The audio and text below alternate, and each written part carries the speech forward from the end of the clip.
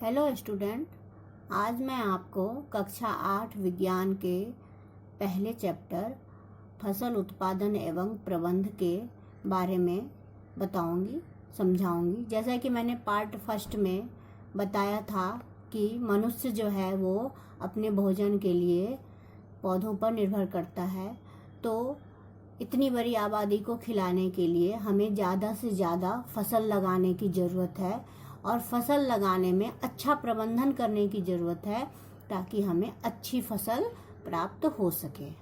अब पहले मैंने बताया फसल लगाने के अनेक चरण हैं, जिसमें मैंने बताया कि इसके लिए सबसे पहले खेत की मिट्टी अच्छी तरह तैयार करना होता है, फिर अच्छे बीजों का चयन करना होता है।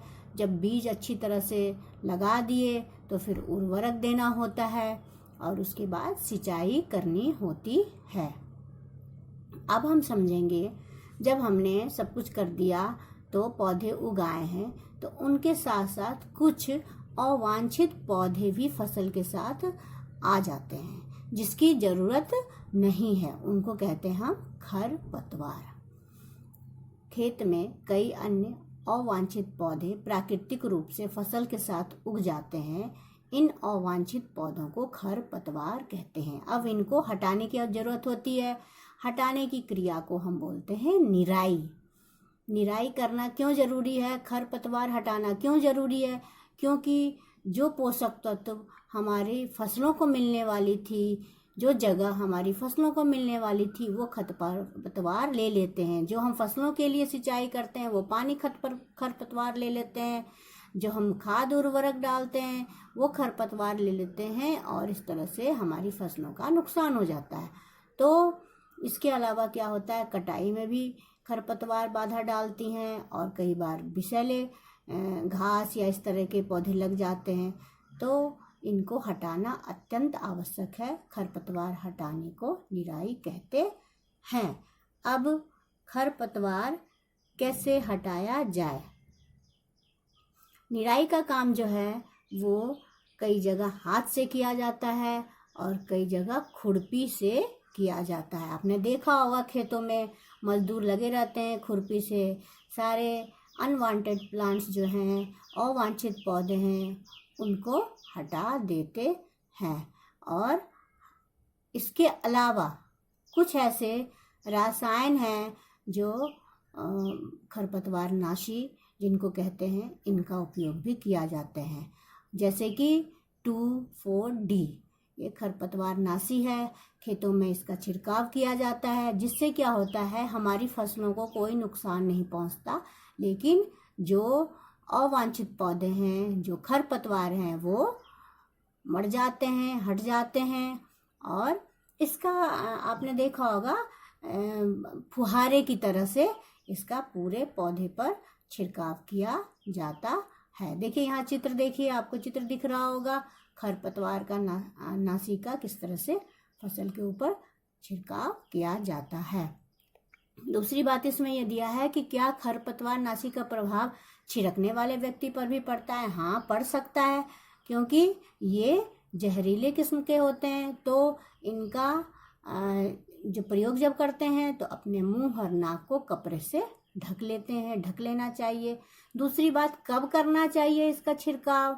तो खरपतवार नाशी का छिड़काव जब खरपतवार बिल्कुल छोटे हों तभी कर लेना चाहिए। जब हमने शुरू में ही देखा कि अरे पौधों के साथ तो बहुत सारे अवांछित पौधे आ गए हैं, तो शुरू में ही खरपतवार नाशी का छिड़काव करिए या हाथ से निराई करिए और इसको हटा लीजिए। तो इस तरह से अब हमारी फसल है वो तैयार होने के कगार पे आ गई है। तो अब हम करेंगे कटाई। फसल की कटाई एक महत्वपूर्ण कार्य है।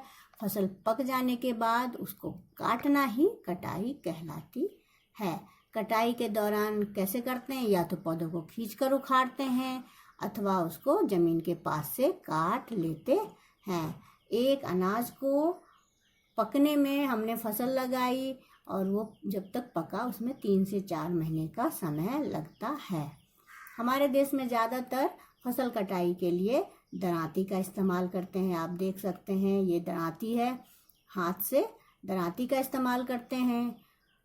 बाद में मशीनों का उपयोग भी किया जाने लगा और एक मशीन है जिसको कहते हैं हार्वेस्टर, इससे भी फसलों को काटते हैं। अब फसल कट गई तो दाने और भूसे अलग अलग होंगे, तो इस क्रिया को करने के लिए जो है थ्रेसर का इस्तेमाल करते हैं। यानी थ्रेसर की मदद से बीज अलग हो जाते हैं और छिलके अलग हो जाते हैं।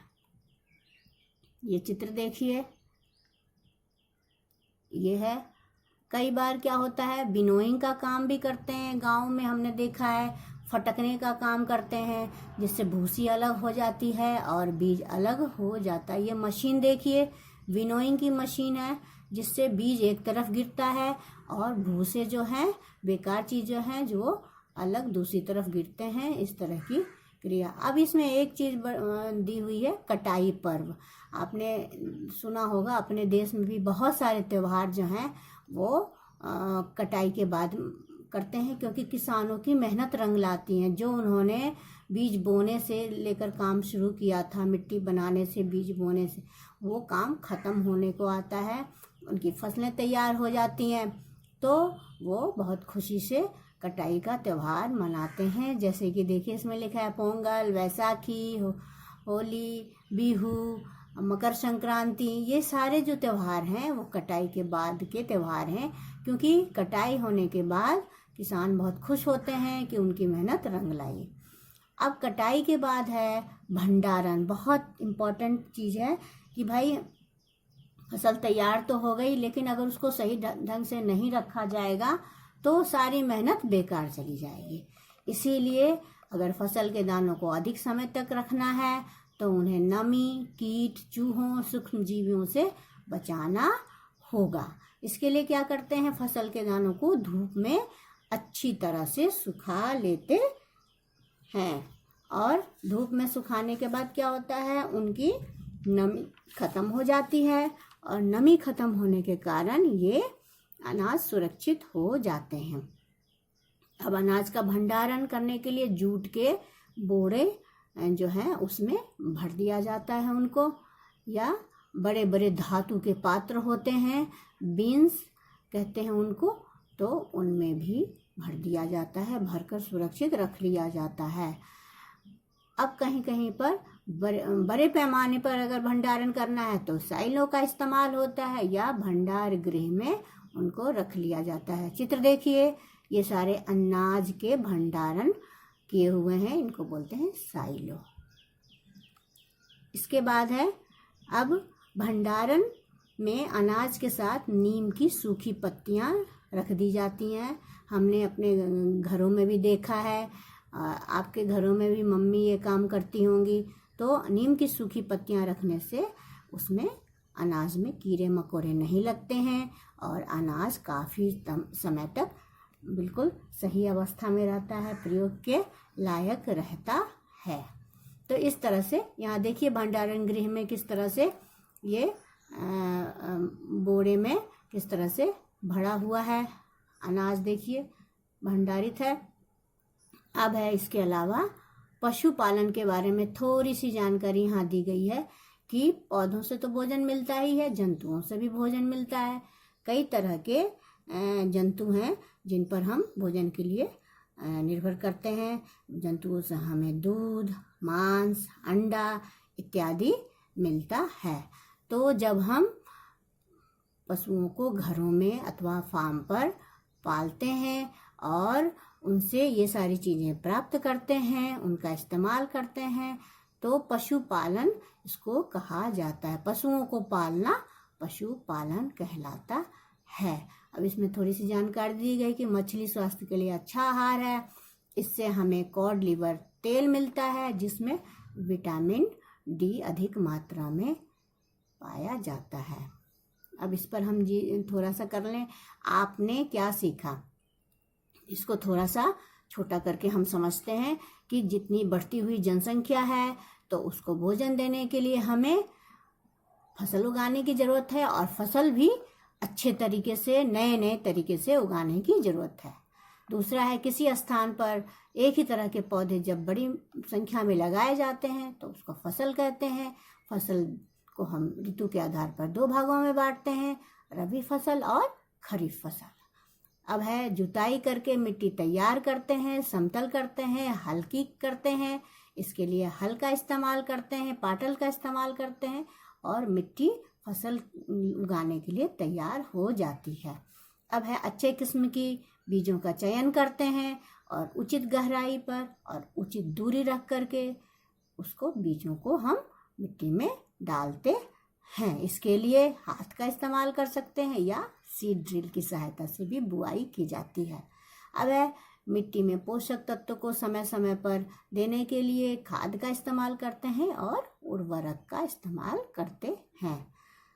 और जब खाद उर्वरक दे दिया तो सिंचाई की जरूरत होती है।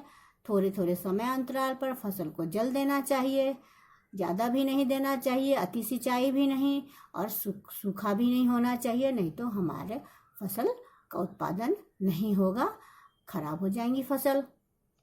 अब है इसके बाद खरपतवार का कैसे हम उन्मूलन करें, इसके लिए निराई करते हैं और अवांछित और जिन बेकार के जो पौधे होते हैं उनको हटा देते हैं। इसके लिए खरपतवार नाशी का छिड़काव करते हैं या हाथ से निराई करके उनको हटा देते हैं। अब फसल जब तैयार हो गई तो कटाई होती है, हाथों से करते हैं या मशीन से, हार्वेस्टर मशीन से करते हैं। उसके बाद बीज को अलग करने के लिए थ्रेसर का इस्तेमाल करते हैं। देखिए लिखा है इसमें, दानों को भूसे से अलग करना थ्रेशिंग कहलाती है। अब जब बीज तैयार हो, फसल तैयार हो गई तो हम उनको बोरों में या धातु के बने बड़े बड़े कंटेनर में उसको भंडारित कर लेते हैं और उसमें नीम के पत्ते डालकर बिल्कुल उसको सुरक्षित करके स्टोर करके रख लेते हैं। सबसे लास्ट पॉइंट है पशुपालन। पशुओं को पालकर उससे खाद्य पदार्थ प्राप्त करना पशुपालन कहलाता है और लोग दूध के लिए, मांस के लिए, अंडे के लिए, इन सब के लिए पशुपालन कहते हैं। इस प्रकार ये पाठ पूरा हुआ। आशा है आपको ये पाठ पूरी अच्छी तरह से समझ में आया होगा। बहुत बहुत धन्यवाद।